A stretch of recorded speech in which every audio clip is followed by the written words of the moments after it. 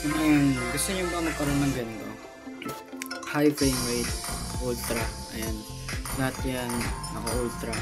So ngayon, ang gamit ko lang naman is Oppo Reno 6Z 5G. So ang gagawin nyo lang is, punta kayo sa Google, and i-copy nyo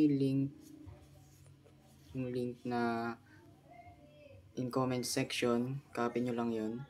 So ito siya. Ayan. So, ngayon na-download ko na siya. So ang gagawin lang natin is punta tayo sa archiver and then punta tayo sa download at i-view natin to, and ang pipiliin natin dito is 64-bit. So tapos copy lang natin dito lang, Android data, hanapin nyo yung Mobile Legends, yung data nya. So, ito siya. So, Mobile Legends.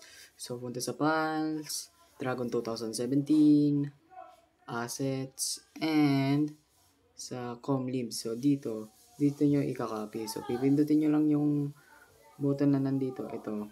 And then, ang gagawin nyo is apply to all files and replace. So, ngayon, hindi ko na siya gagawin. So, kasi nga, nagawa ko na siya kanina. And, ayun lang. Ganun lang kadali.